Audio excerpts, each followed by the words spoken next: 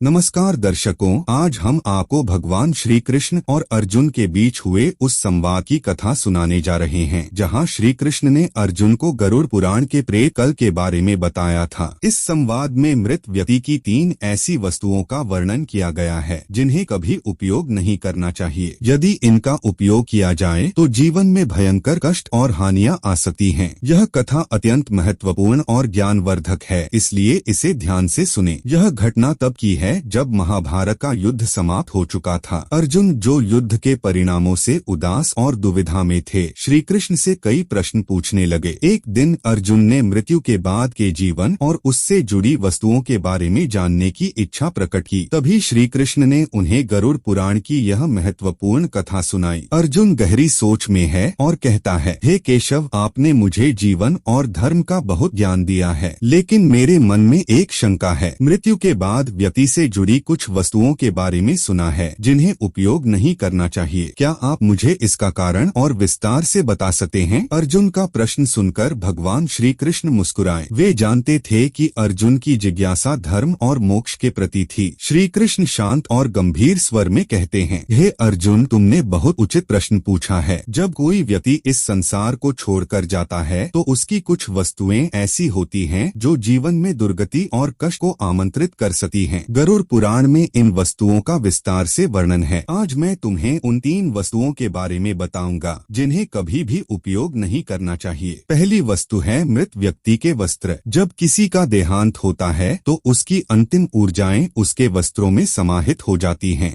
ये वस्त्र उसके जीवन के सुख दुख, आशाएं और आकांक्षाएं समेटे होते हैं। यदि कोई व्यक्ति इन्हें धारण करता है तो वह नकारात्मक ऊर्जाओं का शिकार हो सकता है। ये वस्त्र अज्ञानता और अशुभता का प्रतीक बन जाते हैं, जो घर में कष्ट और विपत्तियों को बुला सकते हैं। अर्जुन आश्चर्य में है और कहता है, हे केशव, क्या ये वस्त्र वास्तव में इतने अशुभ होते हैं? मैंने कभी नहीं सोचा था कि वस्त्रों का भी ऐसा प्रभाव हो सकता है। श्री कृष्ण धैर्य से कहते हैं, हाँ अर्जुन, मृत्यु के बाद वस्त्र केवल एक कपड़ा नहीं रह जाते, वे उस व्यक्ति की ऊर्जाओं का आखिरी स्थान होते हैं। इसलिए इन्हें कभी भी पहनना या रखना नहीं चाहिए। दूसरी वस्तु है मृत व्यक्ति की धन संपत्ति। जब कोई व्यक्ति संसार से विदा लेता है तो उसकी संपत्ति तुरंत उपयोग नहीं करनी चाहिए। यह धन उसकी जीवन भर की कमाई और कर्मों का परिणाम होता है। कई बार इस पर उसकी आत्मा की छाया होती है और यदि इसे बिना उचित धार्मिक रीति से उपयोग किया जाए तो यह जीवित व्यक्तियों के लिए दुर्भाग्य का कारण बन सकता है। अर्जुन गंभीर स्वर में कहता है, प्रभु, तो इस धन को किस प्रकार से उपयोग किया जाना चाहिए? श्री कृष्ण समझाते हुए कहते हैं, अर्जुन, जब कोई व्यक्ति मृत्यु को प्राप्त होता है तो उसकी संपत्ति का सही समय पर और उचित रीति रिवाजों के साथ उपयोग करना चाहिए। पहले उसे शुद्ध किया जाता है, फिर धर्म और सत्कर्मों में लगाया जाता है। ऐसा करने से मृत व्यक्ति की आत्मा को शांति मिलती है